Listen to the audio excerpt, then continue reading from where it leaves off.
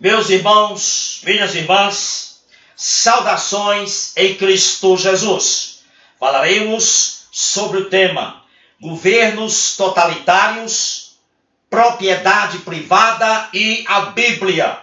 Deuteronômio 19:14 está escrito: não mudes o marco do teu próximo, que colocaram os antigos na tua herança, que possuíreis na terra. Meus amados, hoje os direitos de propriedade privada são fortemente atacados, como se eles fossem uma muralha aos direitos humanos. A Bíblia diz que toda propriedade, a terra em si mesma e toda a criação pertencem a Deus. Êxodo 19:5, Deus declara: sereis a minha propriedade peculiar dentre os povos, porque toda a terra é minha, disse Deus. Salmo 50, 10, 11, 12, Deus declara: são meus todos os animais do bosque, e as alimárias aos milhares sobre as montanhas. São meus todos os animais que pupulam no campo. O mundo é meu e a sua plenitude. 1 Coríntios 10, 26 declara: do Senhor é a terra e toda a sua plenitude. 2 Coríntios 5:18 declara: tudo provém de Deus. Portanto, Deus é soberano e Senhor absoluto sobre toda a propriedade, de modo que o seu poder governa, controla todas as coisas. Deus, como Senhor absoluto de toda a propriedade, como Senhor absoluto de toda a terra, Ele, Deus, estabeleceu o homem na posse da propriedade como um aspecto essencial da vida da família e como um elemento básico da economia da família. Em síntese, Deus fez da propriedade a segurança fundamental da família nesta vida aqui na terra. Um aspecto bíblico que devemos enfatizar agora é que a natureza invasiva da administração governamental não é algo novo. 1 Samuel 8, de 10 a 17, nós vemos os israelitas desejarem tirar Deus da posição de rei deles e substituí-lo por um rei humano.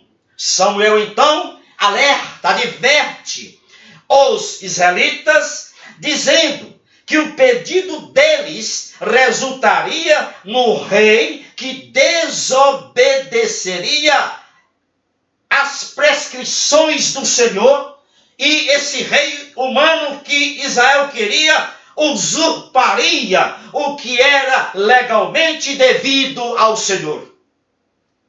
Agora, quais as prescrições do Senhor que esse rei humano, que o povo de Israel queria que governasse sobre ele, desobedeceria? O que era legalmente devido ao Senhor, que esse rei humano usurparia? O rei humano desobedeceria o que está escrito em Deuteronômio 14, 22 e 14, 28. O verso 22 diz: certamente darás os dízimos de todo o fruto da terra, da tua semente, que cada ano se recolher do campo. O verso 28 diz: ao fim de 3 anos tirarás todos os dízimos da tua colheita no mesmo ano, e as recolherás dentro das tuas portas. Portanto, como esse rei humano que os israelitas queriam que reinasse sobre ele, usurparia essas prescrições de Deuteronômio 14, 22 e 14, 28. Onde estão escritas essas usurpações desse rei humano que Israel queria que governasse sobre eles? Está lá em 1 Samuel 8,15. Diz que esse rei que os israelitas queriam que os governassem tomaria 10% dos cereais e 10% da colheita de uvas dos israelitas. O verso 17 de 1 Samuel 8 diz que esse rei também tomaria 10% dos rebanhos dos israelitas.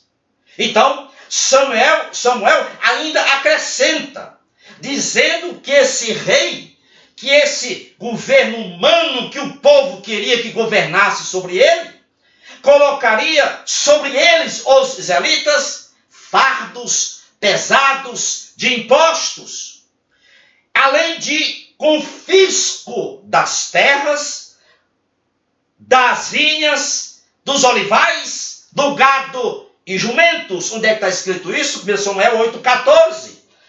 Samuel diz, com respeito a esse rei, que os israelitas queriam, diz o seguinte: o rei tomará o melhor de vossas terras, das vossas vinhas, dos vossos olivais. E o verso 16 de 1 Samuel 8 diz também o que é que o rei humano ia fazer: tomará o melhor dos vossos gados e jumentos. Observe o que esse governo humano que os israelitas queriam que reinasse sobre ele exigiria. Resumindo, 10% dos cereais e 10% da colheita das uvas dos israelitas. Segundo, 10% dos rebanhos dos israelitas.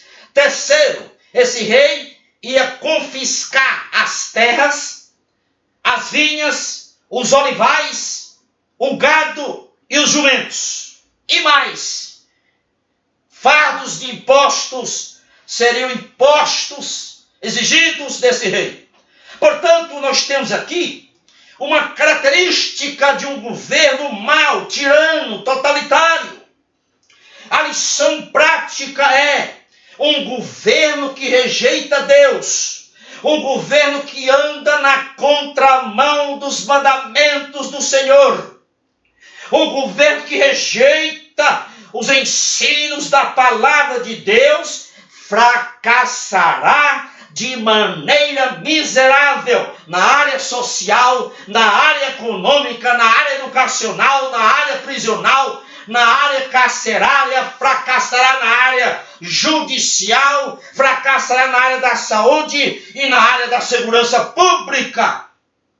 As transgressões aos mandamentos do Senhor por um governo levam esse governo a um total descontrole em todas as áreas.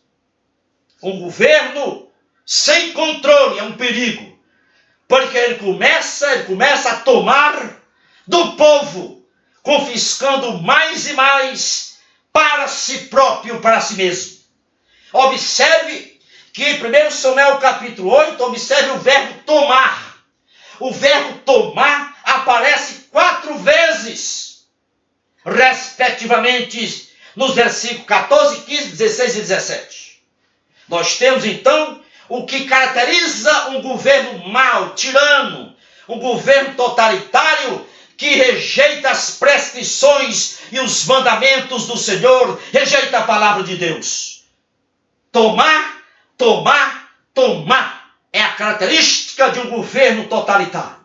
O rei que os israelitas queriam que governasse sobre ele era desse tipo. Meus amados irmãos, a estratégia de um governo tirano, mau, totalitário, é gradualmente confiscar e abolir a propriedade privada. Para um governo totalitário, a propriedade privada é definida como roubo. Meus amados irmãos e irmãs, atacar a propriedade privada não é apenas atacar a família, mas é também atacar o próprio Deus. Sabe por quê? Porque cristianismo, família e propriedade privada estão intrinsecamente ligados, conectados. A família depende da propriedade privada para a sua independência material. E a propriedade privada depende da família para a sua relevância e a sua proteção. E mais, o Senhor absoluto, o senhorio absoluto de Deus está sobre a família e sobre a propriedade privada. Saibam disso. Deus, família e propriedade estão inseparavelmente conectados. Por isso que os governos tiranos, maus, totalitários, eles querem eliminar a família e a propriedade privada e tirar Deus da consciência das pessoas. Na Bíblia, nós temos vários versículos de proteção da propriedade privada. Só citar alguns. Êxodo 22:1 está escrito: se alguém furtar boi ou ovelha e o abater ou vender, por um boi pagará 5 bois, e pela ovelha pagará 4 ovelhas. O versículo aqui aborda o resgate da propriedade roubada. No caso, bois e ovelhas roubados. Mas o princípio desse versículo, Êxodo 22:1, é de respeito à propriedade alheia. E também a necessidade de que a justiça seja não só uma justiça restauradora, mas também convincente. Êxodo 22:6 também diz: se irromper um fogo e pegar os espinheiros e destruir a meda de trigo ou a sabra ou o campo, aquele que acendeu o fogo pagará totalmente o queimado. O versículo aqui, trata sobre aquele que acender o fogo em uma propriedade alheia por vandalismo ou negligência tola, fará a restituição do que foi queimado, fará o ressarcimento à vítima. Interessante, vem o governo totalitário e apoia a invasão da propriedade, apoia o incêndio da propriedade. Eles entram e incendeiam até os currais, matando bois e ovelhas. Atos capítulo 5, de 1 a 4, nós temos o caso de Ananias e Safira. Ananias e Safira mentiram diante da igreja a respeito da contribuição que eles fizeram após venderem uma propriedade. Pedro, ao contestar Ananias, revelou um princípio da propriedade privada no Novo Testamento. Esse princípio está na pergunta que Pedro fez a Ananias quando Pedro dialogava com Ananias. Pedro disse: Ananias, você reteve parte do valor da propriedade que você vendeu. Agora me responda, Ananias. Pedro dizendo a Ananias: conservando essa propriedade, não vendendo essa propriedade, porventura, Ananias, essa propriedade não seria tua. Veja o pronome possessivo. Propriedade não seria tua. Aí ele continua: e vendida a propriedade, porventura, Ananias, não estava essa propriedade em teu poder? Outro pronome possessivo, teu poder. Portanto, a propriedade pertencia a Ananias. A propriedade era dele, de Ananias. Quer vender-se ou não, era dele. Direito de propriedade privada, no Novo Testamento. Em Mateus 20, de 1 a 16, Jesus conta a parábola dos trabalhadores na vinha. E no verso 15, no finalzinho da parábola, Jesus fortalece o princípio de propriedade privada através de uma pergunta. Ele pergunta a Jesus: porventura, não me é lícito fazer o que quero do que é meu? Pronome possessivo. Que a potente mão do Deus vivo esteja sobre você, sobre a sua família e sobre o seu ministério. Divulgue esta mensagem para outros irmãos e irmãs que você conhece. Vou publicar também no meu canal do YouTube. Se você não se inscreveu, clique aí embaixo. Inscreva-se. Louvado seja o nosso grande Deus. Amém.